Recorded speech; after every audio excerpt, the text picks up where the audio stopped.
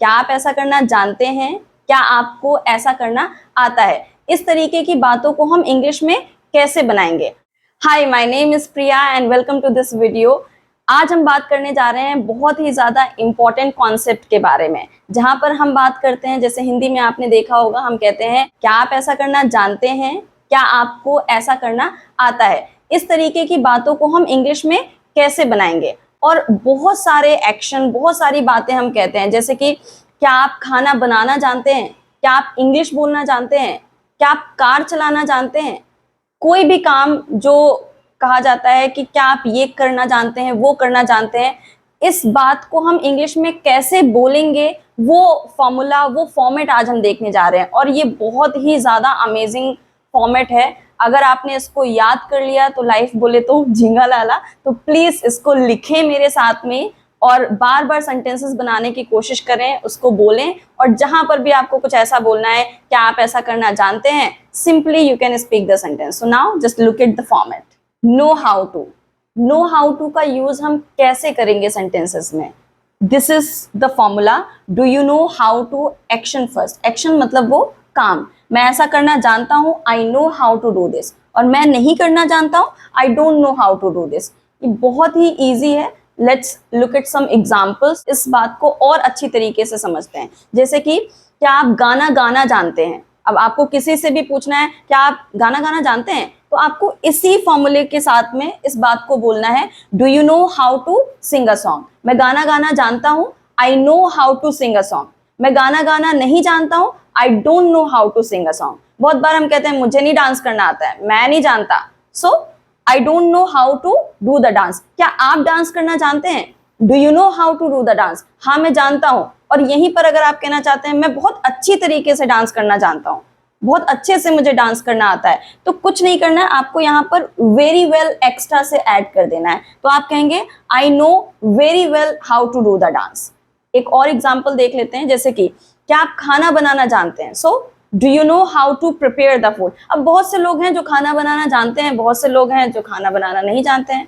मुझे आता है, लेकिन फिर मुझे आलस इतना आता है कि मैं खाना बनाती नहीं हूँ। But well leave it. Just अगर आपको ये कहना है कि मैं जानता हूँ, I know how to prepare the food, और बहुत अच्छी तरीके से जानता हूँ, so I know very well how to prepare the food. और मैं जानता ही नहीं हूँ, I don't know how to prepare the food. और खाना बनाने से ही रिलेटेड और भी बहुत सारी बातें हैं, जैसे कि किचन में आटा गूंथना हो गया, रोटियां बेलना हो गया, रोटियां सेकना हो गया, इनके एक्शंस क्या होंगे? सो आटा लगाने को इंग्लिश में बोलते हैं नीड द डो। तो अगर आप कहते हैं मुझे आटा लगाना नहीं आता है, so I don't know how to knead the dough.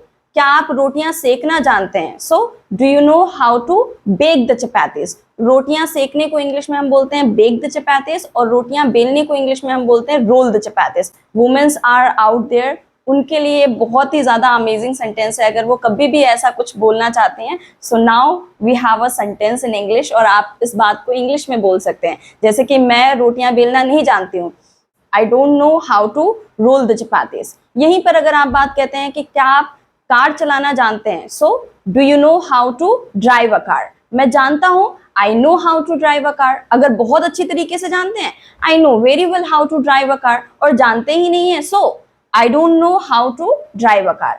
अब यहाँ पर बस थोड़ा सा एक्स्ट्रा से ये समझ लेना है, क्योंकि आपने अगर डू, डज, डिड का यूज बहुत अच्छे से समझा है, तो यहाँ पर टॉपिक अलग है लेकिन बातें सेम है, क्योंकि लास्ट में आ रहा है कि आप ऐसा करना जानते हैं। ताहे तीहे से रिलेटेड जितनी भी बातें होती हैं, वो डू, डज, अगर पास में आप जाते हैं तो डिड से ही बनती हैं। तो आपने यहाँ पर अगर सेंटेंस बोला है कि मैं ऐसा करना जानता हूँ, I know how to do this, लेकिन यहीं पर अगर आप किसी भी थर्ड पर्सन, तीसरे इंसान की बात करते हैं, तो जो आपकी मेन वर्ब है वो है नो, तो नो का हो जाएगा नोज। आपको वहां पे एस लगाना है। और ये बात फिर भी आपको अगर नहीं समझ में आती है, तो एक बार फिर से आप जाकर के डू डज का जो फॉर्मेट मैंने पढ़ाया है वो वीडियो को देखेंगे, तो ये जो बात मैं समझाने की कोशिश आपको कर रही हूँ वो और अच्छे से समझ में आ जाएगी। सो सेम थर्ड पर्सन के लिए अगर आपको क्वेश्चन करना है तो वो डज से शुरू करेंगे। Does he know how to do this work? जैसे कि क्या आपका भाई बाइक चलाना जानता है? So does your brother know how to ride a bike? वो जानता है, सो ही नो नहीं बोलेंगे, हम कहेंगे he knows how to ride a bike. और वो नहीं जानता है, he doesn't know how to ride a bike. यहीं पर क्या वो कार चलाना जानता है? So does he know how to drive a car? वो जानता है, he knows how to drive a car, और वो नहीं जानता है, he doesn't know how to drive a car.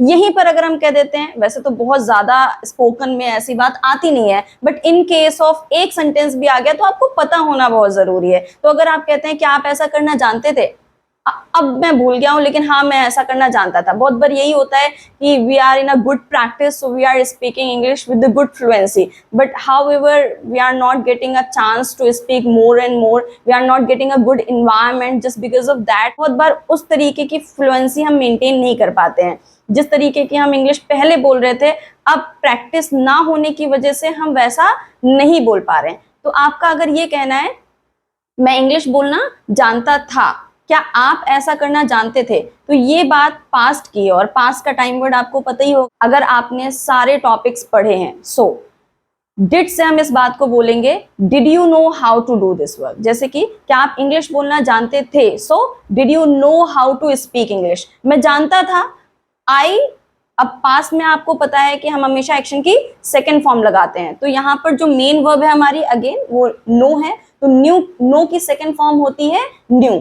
मुझे आता था, I knew how to do this. मुझे इंग्लिश बोलना आता था, I knew how to speak English. और मुझे इंग्लिश बोलना नहीं आता था, I didn't know how to speak English. Again यही बात आपको याद रखनी है, क्वेश्चन में फर्स्ट फॉर्म, नेगेटिव में फर्स्ट फॉर्म, सिर्फ और सिर्फ पॉजिटिव सेंटेंस में आपको एक्शन की सेकंड फॉर्म लगानी है, वर्ब की सेकंड फॉर्म लगानी है, और वर्ब है हमारी नो, तो नो की सेकंड फॉर्म होती है न्यू। मैं ऐसा करना जानता था, I knew how to do this. मैं कपड़े प्रेस करना जानता था, I knew how to iron the clothes. मैं कपड़े धोना जानता था, I knew how to wash the clothes.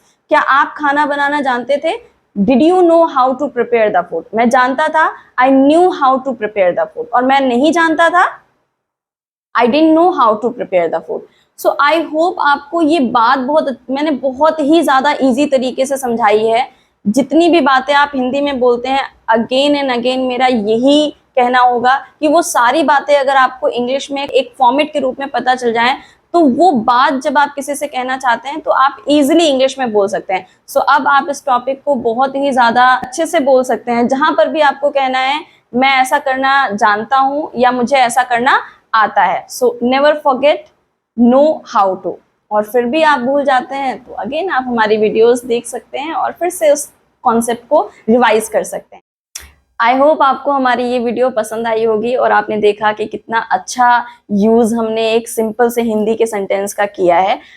लेकिन फिर भी अगर आपका कोई भी डाउट, कोई भी क्वेश्चन, कोई भी क्वेरी रहती है तो बेझिझक आप कमेंट बॉक्स में लिख सकते। लास्टली मैं यही कहना चाहूंगी, if you really like this video so please do subscribe our channel and also share. That's enough for today. Have a good day.